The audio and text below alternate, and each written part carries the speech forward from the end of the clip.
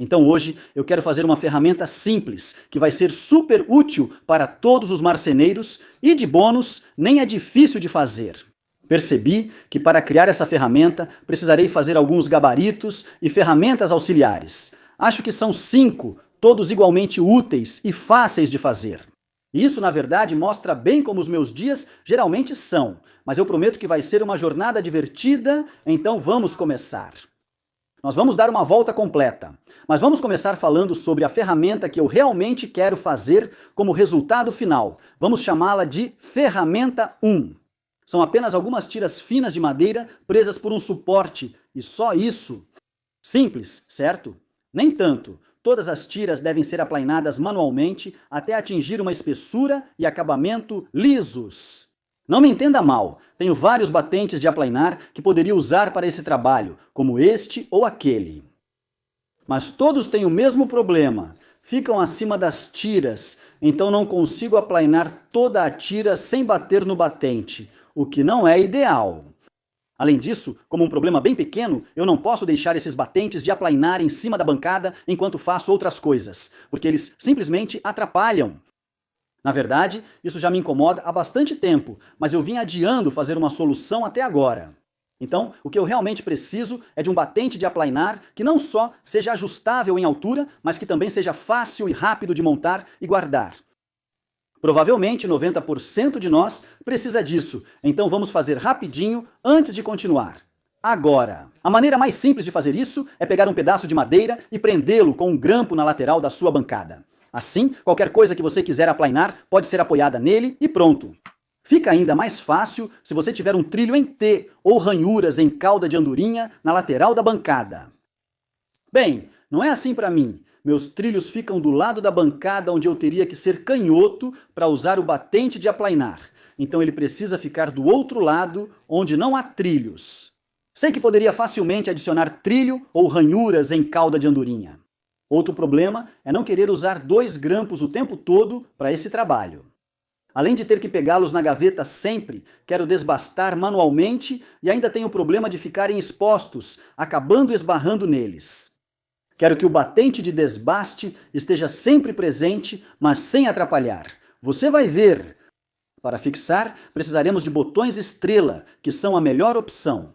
Mas isso trouxe um problema nesse caso. Eu só tenho um, então não posso terminar o batente de desbaste agora, vou precisar fazer outro gabarito primeiro, então você vê aonde estamos nos metendo. Prometo que até o final do vídeo você terá 5 ferramentas e gabaritos úteis, todos completos. Como disse, isso mostra como são a maioria dos meus dias.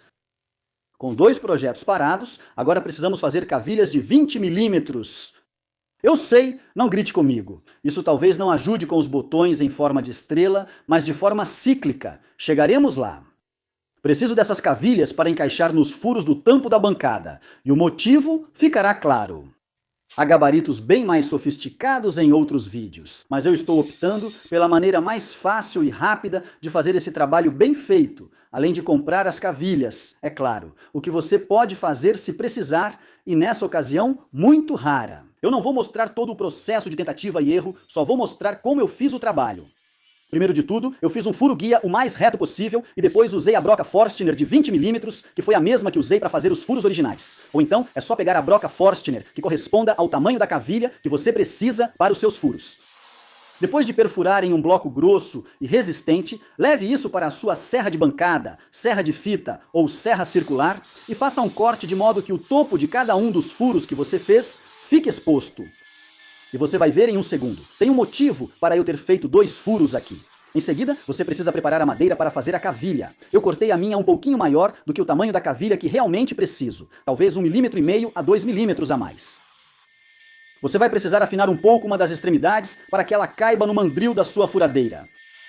Quero dizer, esse método é apenas razoável, não é perfeito. Vou te mostrar algumas outras maneiras de fazer isso no final do gabarito e depois dedicar um tempo para aparar os cantos. Você começa fazendo algo parecido com um octógono, afia a ponta e está pronto para começar. Nessa etapa, eu não tinha certeza se o tamanho estaria perfeito. É por isso que eu tenho o segundo furo, que é um furo de 22 milímetros. Assim posso fazer uma cavilha que posso diminuir se necessário.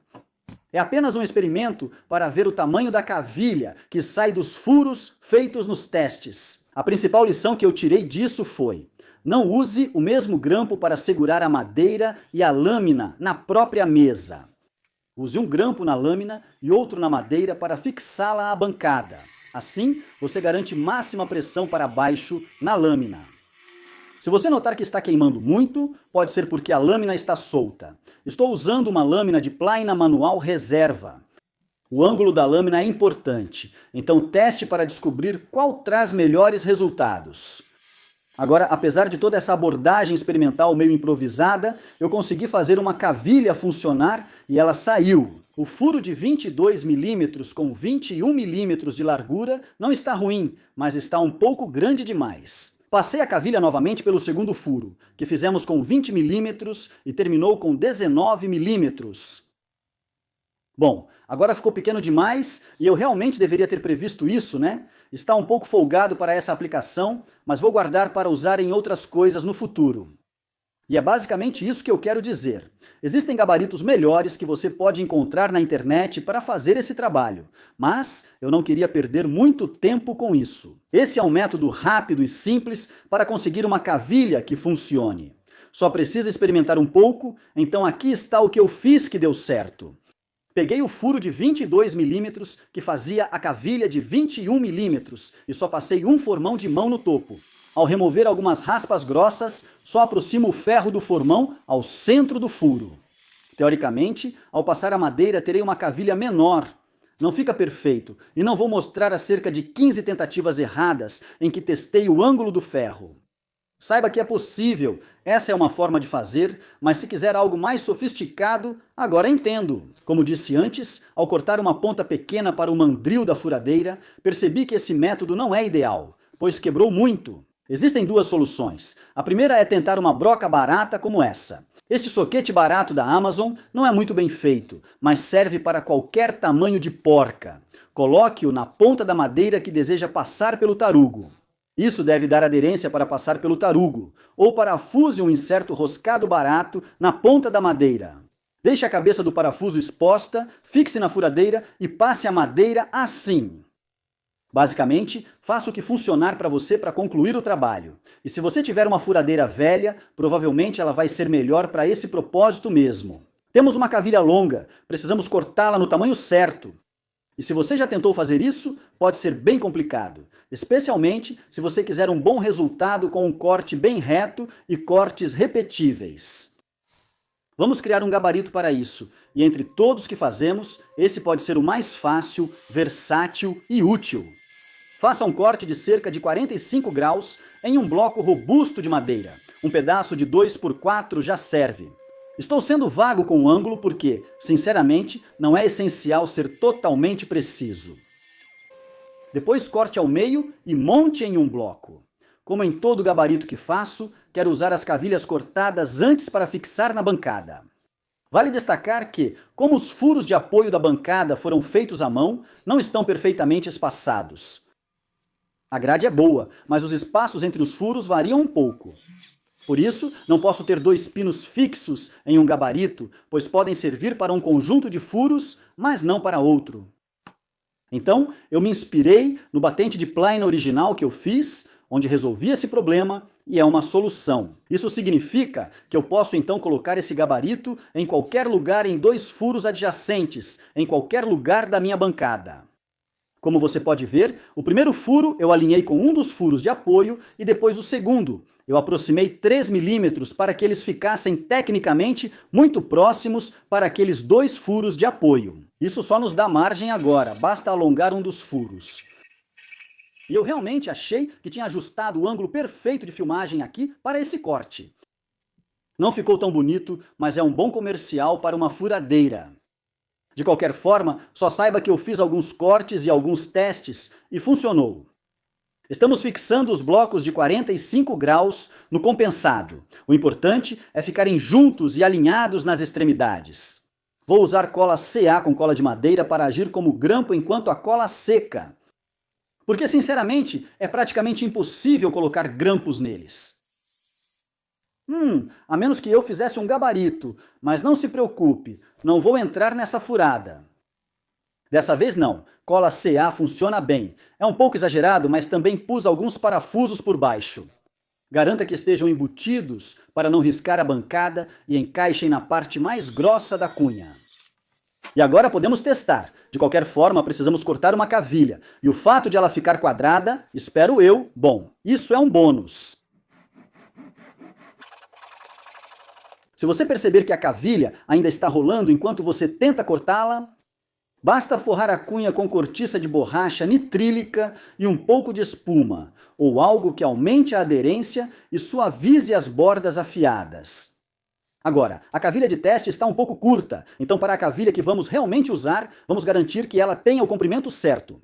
E essa vai ser a que vamos fixar na posição. Assim eu só preciso encontrar um batente de bancada sempre que quiser usar esse gabarito. Você pode facilmente fazer um segundo com uma tampa, assim não precisa gastar dinheiro com batentes de bancada. Para ser sincero, não são tão caros.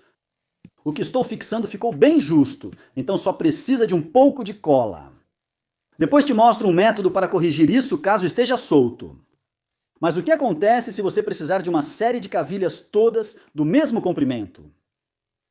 Que bom que perguntou. Precisamos de um bloco de parada, então por que não superdimensionar? E eu vou dizer, para qualquer um que esteja fazendo gabaritos, esses grampos são vitais, eles são tão versáteis, sem falar que são fáceis de instalar. Para o bloco de parada, use qualquer pedaço de madeira preso com o grampo.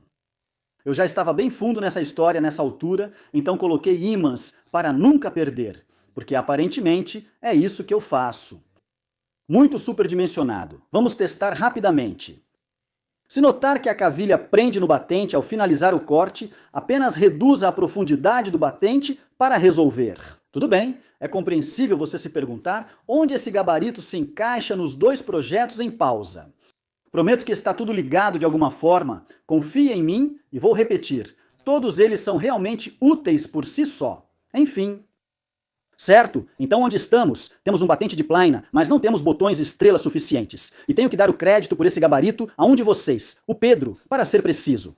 Ele foi a inspiração para esse gabarito, principalmente porque há um tempo ele me enviou fotos de um gabarito que fez exatamente para esse propósito. O meu nem se compara ao que ele fez, mas eu tinha uma ideia e quis colocá-la em prática, e funciona. Então deixa eu te mostrar como fazer alguns botões estrela, parafusos estrela e botões estrela. Uso restos de compensado, mas você pode fazer com madeira de lei se preferir. Se isso funcionar, vou te mostrar a diferença. Você precisa começar com o disco, quanto mais certinho melhor, mas você sempre pode lixar depois. E na base, você precisa de um furo que seja bem justo para esse disco. Percebi que usar a mesma serra-copo para ambos gerava folga excessiva. E se você desenhar as linhas antes de onde vai furar, isso vai ajudar um pouco mais tarde. Não tenha receio de testar várias quantidades de furos para os dedos. Escolhi 4, mas 5 seriam melhores. Você pode ajustar tudo com lixa flap ou lixadeira de tambor. Coloque o disco e faça 4 furos nos pontos onde ele encontra as linhas da base após o primeiro. Se o disco se mover, prenda-o com uma cavilha ou batente. Disse que o fazedor de cavilhas seria importante e agora você tem sua primeira estrela. A limpeza é fácil, pois reutilizamos a cavilha cortada antes. Percebeu o que fiz? Coloquei uma base embaixo para manter o disco na altura certa. Bem, ou pelo menos foi o que eu pensei, mas vamos voltar a isso depois. Estou usando um grampo para manter o disco realmente preso no lugar. Dica! Se fizer o gabarito um pouco maior, poderá colocar o grampo na diagonal sobre o disco, liberando espaço para furar todos os buracos sem girar o disco. Só estou usando uma cavilha para evitar que o gabarito gire enquanto furo e, diferente do anterior, ela está um pouco solta. Ao cortar suas próprias cavilhas, elas podem não ficar perfeitas, mas isso é fácil de resolver. Corte um V no topo e depois coloque uma cunha. O tamanho da cunha é bem importante. Você quer que ela seja larga o suficiente para abrir um pouco a madeira, mas não tão larga a ponto de rachá-la. Pergunte como sei disso. Antes de martelar, deixe alguns milímetros na fenda em V para a cunha entrar. Então basta martelar. Cole no lugar e o pino fica bem firme. Assim, você pode testar seu gabarito e perceber um erro crucial. Correto! Ao colocar o disco, ele deve ficar alguns milímetros abaixo do topo do gabarito, permitindo que os furos guiem a broca ou furadeira. Está pronto! Há duas formas de fazer parafusos estrela. Uma é usar um parafuso de carroceria, cuja parte quadrada sob a cabeça permite a aderência da estrela. Esse é o jeito mais rápido, ou você pode usar um parafuso comum na estrela e depois tampar para fixar.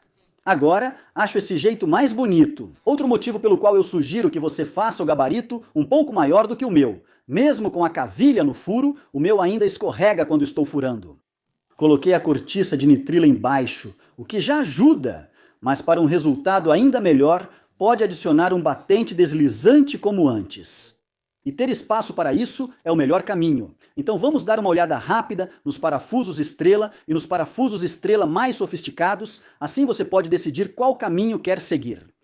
Para mim, esse é um dos maiores benefícios de criar suas próprias ferramentas. Você escolhe. Agora podemos terminar esse batente de aplainar e estamos mais perto de fazer a primeira ferramenta. Então, algumas características importantes do batente de aplainar. Primeiro, segurar firme. Segundo, poder se mover para cima e para baixo. E quando estiver para baixo, precisa ficar abaixo da superfície da bancada. Preciso cortar canais para deslizar os parafusos estrela. Você pode fazer isso facilmente com uma tupia de bancada, ou, de modo menos preciso, com uma serra tico-tico. Eu escolhi a segunda opção, e enquanto estou cortando, só quero falar um pouco sobre a escolha da madeira. Para isso, estou usando um belo pedaço do que eu acho que é madeira de oliveira, mas há um motivo muito bom para eu ter escolhido ela. Você pode usar compensado, mas eu me preocuparia que a parte de cima lascasse muito facilmente se você acidentalmente passasse o desengroço nela, o que, sejamos honestos, vai acabar acontecendo. Essa madeira é bonita, muito resistente e fácil de aplainar em cima, caso cometa esse erro. Além disso, ela não tem uma direção de fibra definida, o que considero importante e veremos em breve. Só para constar, se você cometer o erro de passar o seu plano e acabar ficando sem madeira para aplainar em cima, simplesmente vire a peça e comece de novo. Para fixar na bancada, basta alguns insertos roscados. Cuidado ao usar os mais baratos. Lembre-se de fazer o rebaixo para eles e não apertar demais, senão isso aqui acontece. Sim, precisei furar novamente. O rebaixo é essencial para que ele fique embutido no banco e não arranhe a parte de trás do cepilho. Como a madeira é bonita, usei meu acabamento favorito que comprei com o Léo, do canal iCraft no YouTube e Instagram. Você pode deixá-lo bem baixo para uma peça mais fina, e além disso, se a peça estiver escorregando, é só colocar algo antiderrapante embaixo dela. Para apoiar peças maiores, basta levantar o batente. Sobre a direção dos veios, sugiro que ao usar madeira de veios retos, escolha a direção com atenção. Se estiver muito horizontal, a tábua pode quebrar sob pressão. Muito vertical pode causar lascamento ao usar plaina ou machado. O ideal é deixar o veio mais vertical. Adicione um pequeno chanfro na parte de trás do batente de aplainar para evitar lascamento. Agora podemos aplainar madeira e fazer a primeira ferramenta. Fiz um protótipo bem complicado disso há cerca de uma semana e ficou muito bom, mas decidi simplificar. Então, vamos lá. Você só precisa de algumas tiras finas de madeira dura, pode ser sofisticada ou não, não importa. Comecei com 4 e usei o batente do desengroço. Já reduzi 2, então juntas ficam cerca de 1 milímetro mais finas que as outras duas. Vou fazer uma caixa simples, com peças grossas para as tiras deslizarem dentro.